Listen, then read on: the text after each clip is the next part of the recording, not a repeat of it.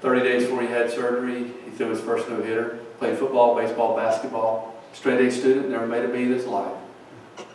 Age third grade, they called me and they said, need you to come to school, we need to talk to you about Coop. So I got there and they said, his integrated testing is pretty good and we'd like to skip a grade. Well, Cooper had an October birthday, so we started him late. And I like sports. So if you figure out where I'm coming from, when you're older playing sports, you tend to do a little bit better. So I thought, well, if I want to move him up, he's one of the older kids in his class. And they said, well, at least let us do math. So they grade advanced him. So in math. So as a fourth grader, he took fifth grade math. As a fifth grader, they busted him to the middle school to take math. But at age 9, he started waking up having a morning headache. Sometimes when he woke up, he had that headache, he'd get sick. But the symptoms wouldn't always persist. They kind of came and went. They did an MRI, they didn't find anything. So we went 2 years. We probably took him to every doctor in the world. Stephanie's dad said at the end he thought Stephanie and I had lost our mind. But we knew something was wrong, because especially when Cooper was playing sports, he'd gotten where he couldn't, when he ran, he would give out a breath very easily. He was in the best shape of his life, but he just had no endurance. That's kind of what it seemed like. In June of 2011, we went to the beach with Stephanie's family, and he was sleeping on the pull-out couch just outside of our room. And I walked by one morning and I stopped and I said, he's not breathing. And I thought, well, maybe I'm just seeing that. So I stopped and I looked at him, started breathing again. But when we got back, it kind of piqued my interest enough that I took him to see an ear, nose, and throat specialist. He said he's got a slight case of sleep apnea. And we're about 30 days out for surgery. He woke up one Monday morning and he said, Dad, it's driving me crazy that I can't run and I'm giving out of breath. I'm going to go run and I just got to work on my endurance. He got less than 2/10 of a mile from the house and he was gasping for breath. We immediately stopped. We took him to see our pediatrician.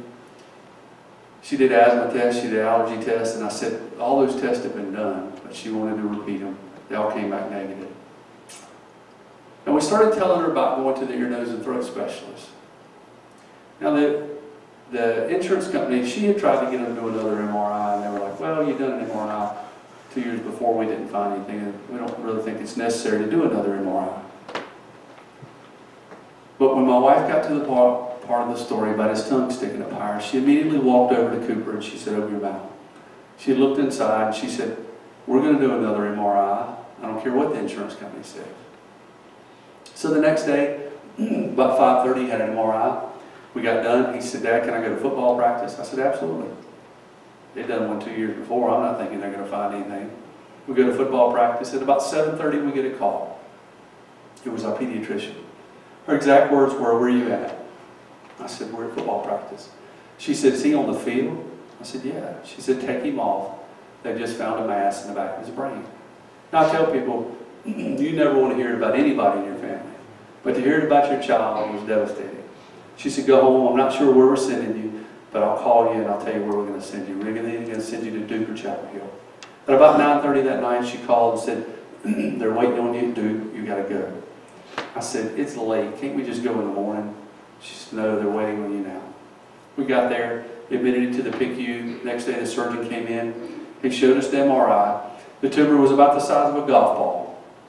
It sat in a pocket of fluid in the back of his head called the fourth ventricle. And it sat between the cerebellum and the brainstem. He said, I'm not sure what it's attached to. If it's attached to the brainstem, surgery will be 4 to 6 hours. If it's attached to the brainstem, it'll be the longer. If it's attached to the cerebellum, it'll be the shorter.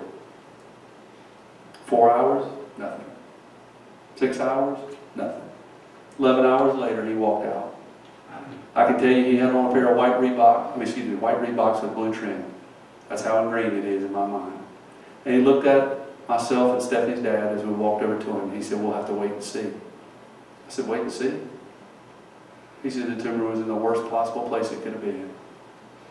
He called it the most valuable piece of real estate in the brain. It was in the area of the brainstem that controlled breathing and swallowing, called the pons area. He said, I'm not sure if he'll breathe on his own. We're just going to have to wait and see.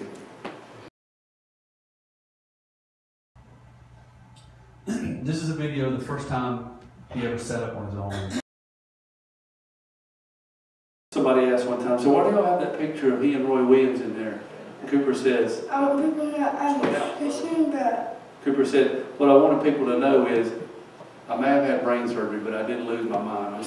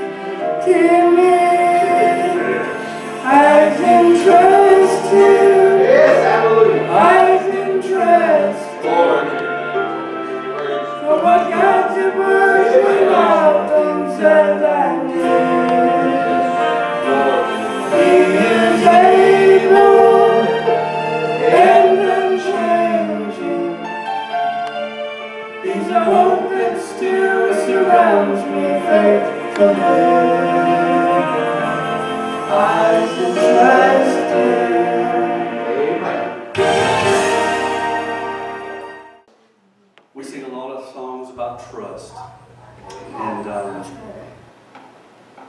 you know, the one thing about trusting, it's hard sometimes. If you're like me, I'm a type A. I like to fix things. We get down here tonight, somebody may come up and say, let me help you roll some of those chords up. And I'll say, I got it. Just my personality. I know if I do it, I'll do it right. Do it the way I do it. Let me mute you one second.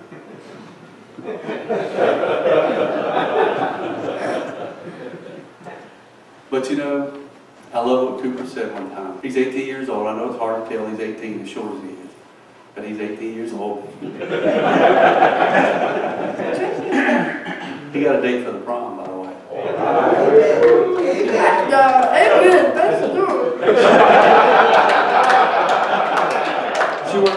She works for that charity. Where's that? Short people that short people that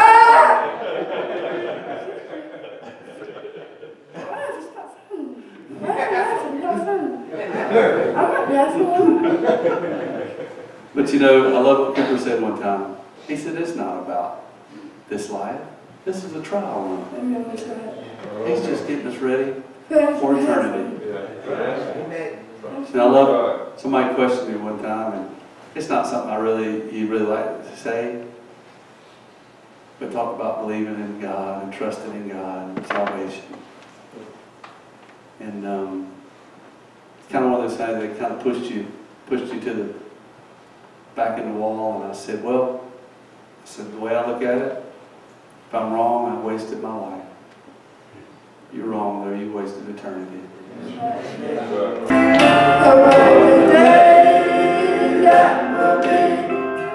When my Jesus I shall see, and I look upon his face, the one who saved.